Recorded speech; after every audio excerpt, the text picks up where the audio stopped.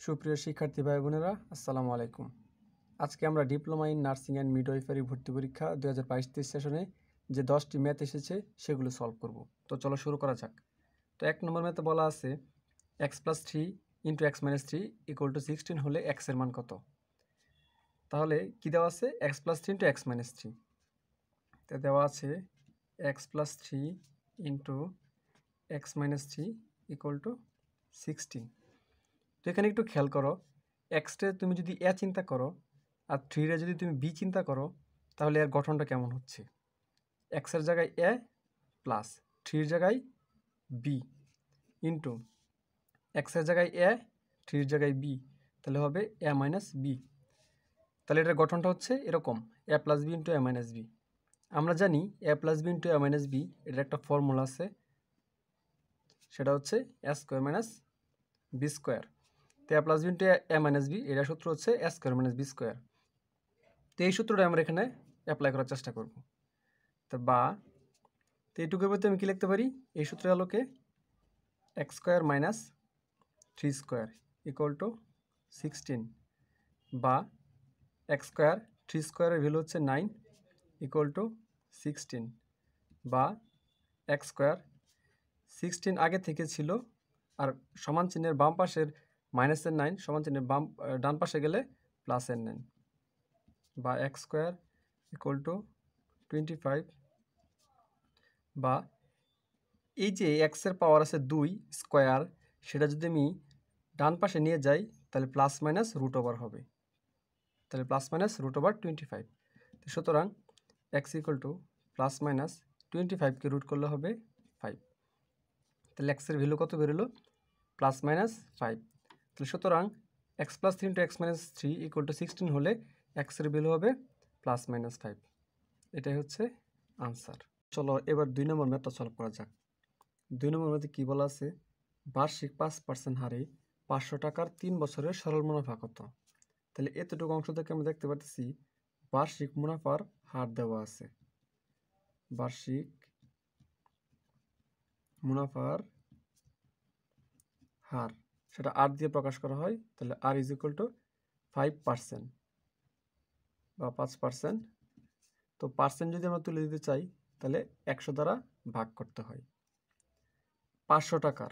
তাহলে এতটুকু অংশ থেকে বুঝতে পারতেছি আসল বা মূলধন পি = 500 টাকা। সময় দেওয়া আছে 3 বছর, সময় n = 3 বছর। সরল মুনাফা বের করতে বলছে। তাহলে আমরা জানি সরল মুনাফা আয় দ্বারা প্রকাশ করা হয়। সরল মুনাফা আয়ের মান বের করতে বলছে, তাই তো? আমরা জানি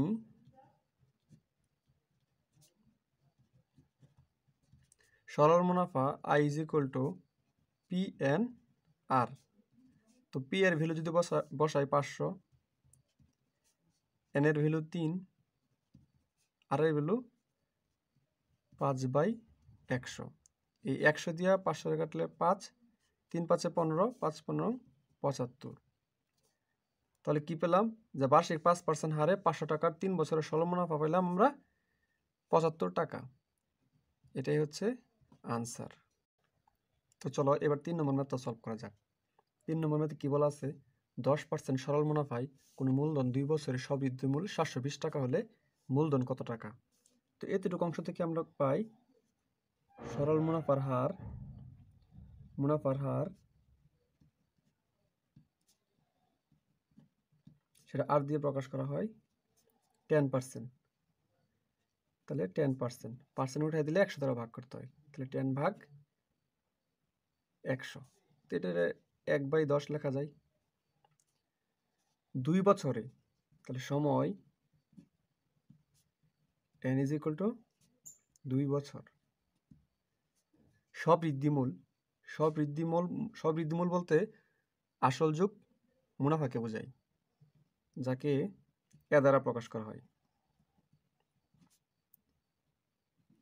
এ = 720 টাকা। মূলধন বের করতে বলছে। তাহলে মূলধন P is equal two what? তাহলে আমরা জানি সবৃদ্ধিমূল, দেখো প্রশ্নে বলা আছে সবৃদ্ধিমূল 720 টাকা। তাহলে সবৃদ্ধিমূল মানে হচ্ছে আসল যোগ মুনাফা, আসল যোগ মুনাফা। তো সবৃদ্ধিমূলকে এ দ্বারা প্রকাশ করা হয়, আসলকে পি দ্বারা, আর সরল মুনাফাকে আই দ্বারা প্রকাশ করা হয়। তো বা A is equal to P plus, আমরা জানি আই ইকুয়াল টু কি, পি এন আর। আমরা জানি I is equal to P N R. তো এখানে মূলধন পি বের করতে বলছে, তাই আমরা এখানে পি কমন নিলাম। তাহলে 1 যোগ এন আর বা p is equal to a by 1 যোগ এন আর। তো এ এর ভ্যালু কত? 720। 1 যোগ এন এর ভ্যালু হচ্ছে 2 ইন্টু আর এর ভ্যালু হচ্ছে 1/10। 1/10 নিচে যদি আমি লসাগু করি তাহলে 720, 90 × 10 আর হচ্ছে 2, তাহলে 12/10 বা 720 ইন্টু নিচের ভগ্নাংশ উল্টে যাবে, যেহেতু ভাগ আকারে ছিল গুণ আকারে লিখছি, তাহলে নিচের ভগ্নাংশ উল্টে যাবে। তো নিচে 10/12, 12 দিয়ে এটা কাটলে 6 × 12 = 72, সাথে 0, তো 60 আর 10 গুণ করলে হবে 600। তাহলে আমরা কি পেলাম? আমরা মূলধন কত পাইলাম? মূলধন পি হচ্ছে 600 টাকা। তাহলে সুতরাং 10% সরল মুনাফায় কোনো মূলধন 2 বছরে সবৃদ্ধিমূল 720 টাকা হলে মূলধন হবে 600 টাকা। এটাই হচ্ছে আনসার। তো এবার 4 নম্বর ম্যাথটা সলভ করা যাক। 4 নম্বর ম্যাথে কি বলা আছে? a + b হোল স্কয়ারের সূত্র কোনটি? এটা তো একদম সোজা, আমরা জানি যে a + b হোল স্কয়ার একটা বর্গের সূত্র। তো আমরা জানি a + b whole square equal to a square plus 2ab plus b square. এটা খুব ইজি ছিল। তো চলো এবার 5 নম্বর ম্যাথটা সলভ করা যাক। 5 নম্বর ম্যাথে কি বলা আছে? x - y = 2 এবং x y = 24 হলে x + y এর মান কত? তো এটা সলভ করার আগে তোমাদেরকে বীজগণিতের দুটো সূত্র সম্বন্ধে আমি একটু বলতে চাই। একটা সূত্র হচ্ছে a + b whole square equal to a - b whole square plus এর 4ab। আরেকটা সূত্র হচ্ছে a - b whole square equal to a + b whole square minus এর 4ab। তো যখন দুইটি সংখ্যার বিয়োগফল এবং তাদের গুণফল দেওয়া থাকে তখন তাদের যোগফল বের করতে হয় এই সূত্রের সাহায্যে। আর যখন দুটি সংখ্যার যোগফল এবং গুণফল দেওয়া থাকে তখন দুটি সংখ্যার বিয়োগফল বের করবো আমরা দ্বিতীয় সূত্রের সাহায্যে, এই সূত্রটার সাহায্যে। তো এই ম্যাথটাকে যদি একটু খেয়াল করি, x এবং y এর বিয়োগফল দেওয়া আছে এবং x এবং y এর গুণফল দেওয়া আছে। এই যে বিয়োগফল এবং গুণফল দেওয়া আছে, তাহলে আমরা এই সূত্রটা অ্যাপ্লাই করার চেষ্টা করব। তো এই সূত্র যদি এখানে অ্যাপ্লাই করার চেষ্টা করি, তো a + b হোল স্কয়ার মানে কি x + y whole square equal to a - b whole square মানে কি x - y whole square plus 4ab। তো প্লাসের 4ab, 4ab এর জায়গায় কি হবে? xy, তাহলে 4xy। তাহলে x + y whole square equal to x - y whole square প্লাসের 4xy ইকুয়াল টু এই x - y এর ভ্যালু হচ্ছে 2, তার উপর স্কয়ার যোগ 4xy, 4 ইন্টু xy এর ভ্যালু কত? 24। এখানে হবে 4 যোগ আর এখানে হবে 96 ইকুয়াল টু 100। এই যে 100 এটা কিন্তু x + y হোল স্কয়ারের মান, নট x + y। তাহলে সুতরাং x + y whole square equal to 100 বা x + y ইকুয়াল টু এই যে স্কয়ার ডান পাশে চলে গেলে কি হবে? প্লাস মাইনাস রুট হবে, তো √100। সুতরাং x + y ইকুয়াল টু 10। আমি ধনাত্মক মানটা নিলাম কারণ তোমাদের যে পরীক্ষায় কোয়েশ্চেনটা ছিল ওখানে সবগুলো অপশন ধনাত্মকে ছিল, তাই আমি রুটের ভিতরের যে ভ্যালুটা সেটা আমরা ধনাত্মক মান নিচ্ছি। তো সুতরাং x - y = 2 এবং x y = 24 হলে x + y এর মান কত হবে? x + y এর মান হবে 10। এটাই হচ্ছে আনসার। তো এবার 6 নং প্রশ্নের সমাধান করা যাক। 6 নং প্রশ্নে কি বলা আছে? নিচের কোনটি অপ্রকৃত ভগ্নাংশ? কি ধরনের ভগ্নাংশ? অপ্রকৃত ভগ্নাংশ। তো অপ্রকৃত ভগ্নাংশ কাকে বলে? যে ভগ্নাংশের লব বড়, লব হয় বড় আর হর হয় কি ছোট, হর হবে ছোট, তাই হচ্ছে অপ্রকৃত ভগ্নাংশ। তো দেখো এই অপশনগুলোর মধ্যে কোনটা লব বড় আর কোনটা হর ছোট, আমরা সেটা একটাই দেখতে পারি, সেটা হচ্ছে এই যে এইটা। উপরে লব হচ্ছে 3, হর হচ্ছে 2, এখানে লব বড় হর ছোট, এটাই হচ্ছে উত্তর। এবার 7 নং প্রশ্নের সমাধান করা যাক। বৃত্তের যে কোনো ব্যাস বৃত্তকে সমান কয় ভাগে ভাগ করে? এখন এই ব্যাস জিনিসটা কি সেটাকে জানতে হবে। ব্যাস জানার আগে তোমাকে জানতে হবে জ্যা কি। তো জ্যা হচ্ছে, ধরো এটা একটা বৃত্ত, বৃত্তের পরিধির উপরস্থ যে কোনো বিন্দু তুমি নিবা, এই যে একটা বিন্দু নিলা, তুমি আরেকটা বিন্দু নিবা, তাহলে বৃত্তের উপরস্থ বা পরিধির উপরস্থ যে কোনো দুইটি বিন্দুর সংযোজক যে রেখা সেটাকেই বলা হচ্ছে জ্যা। এখন ব্যাস কি? ব্যাস হচ্ছে কেন্দ্রগামী যা। ধরো এটা একটা হচ্ছে বৃত্ত, এটা হচ্ছে বৃত্তের কেন্দ্র, তুমি এটাকে জ্যা বলতে পারবা, এটাকে জ্যা বলতে পারবা, কিন্তু কেন্দ্র দিয়ে যখনই যাবে তখন সেটাকে আমরা ব্যাস বলবো। হ্যাঁ, এটাও একটা যা, এটাও একটা যা, কিন্তু কেন্দ্র দিয়ে গেলে স্পেসিফিকভাবে আমরা আরেকটা নাম বলতে পারি, এটা হচ্ছে কি? ব্যাস। এরকম অসংখ্য ব্যাস অঙ্কন করা যাবে। তাহলে ব্যাস কি?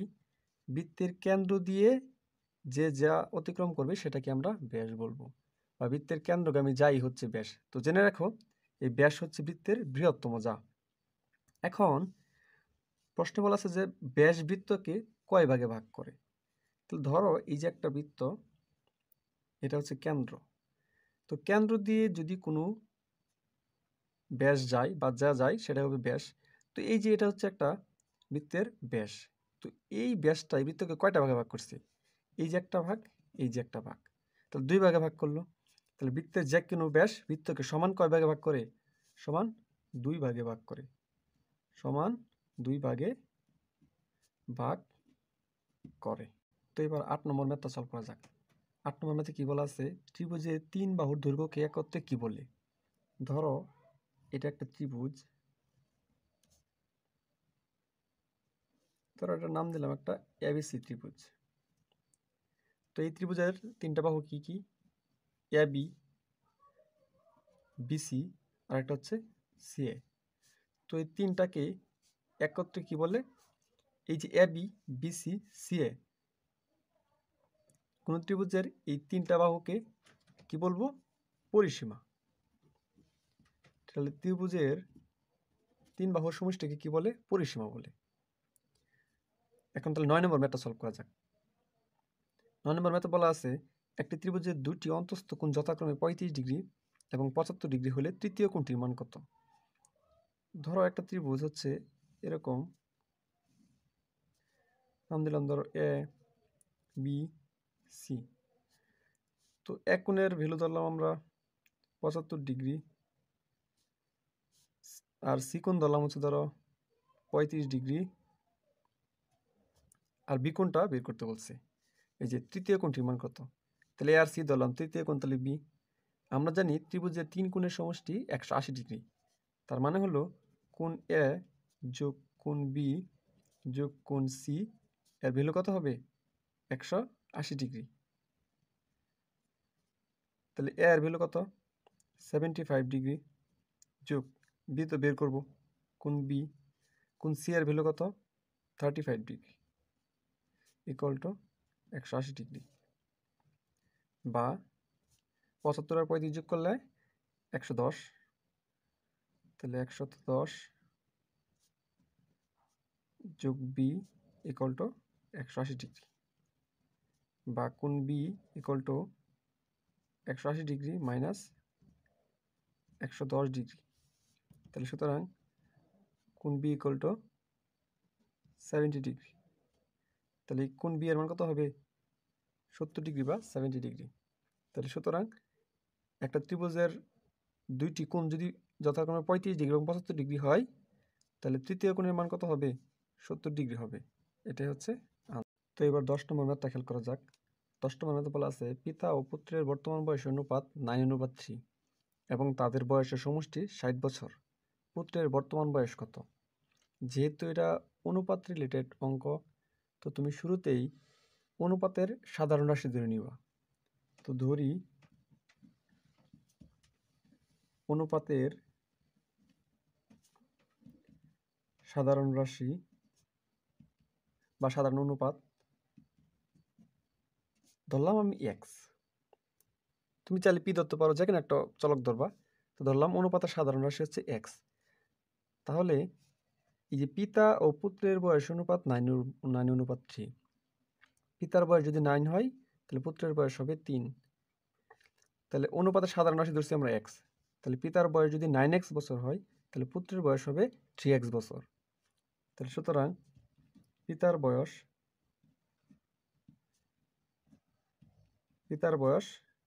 ইকুয়াল টু কি ধরবো?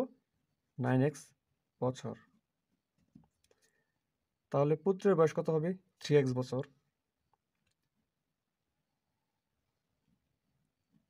পুত্রের বয়স 3x বছর। তাহলে পিতার বয়স পেলাম 9x বছর, পুত্রের বয়স পেলাম 3x বছর। পরে বলা আছে এবং তাদের বয়সের সমষ্টি 60 বছর। তাহলে সুতরাং এই যে পিতার বয়স 9x এবং পুত্রের বয়স 3x, তাদের সমষ্টি হচ্ছে 60। সুতরাং বা প্রশ্ন মতে 9x plus 3x equal to 60 বা 12x equal to 60, x equal to 60/12। সুতরাং x ইকুয়াল টু 5। x কিসের? x এর মান কত পেলাম? 5। তাহলে অনুপাতের সাধারণ রাশি x এর ভ্যালু পেলাম 5। প্রশ্নে কি চাইছে? পুত্রের বর্তমান বয়স কত বছর? তাহলে পুত্রের বয়স কত? 3x বছর। তাহলে সুতরাং পুত্রের বয়স 3x বছর, তাই না? 3x বছর বা 3 ইন্টু x এর ভ্যালু হচ্ছে 5। 3 5 15 বছর। তাহলে পিতা ও পুত্রের বয়স অনুপাত 9:3 হলে এবং তাদের বয়সের সমষ্টি যদি 60 বছর হয়, তবে পুত্রের বর্তমান বয়স কত বছর হবে? 15 বছর হবে। এটাই হচ্ছে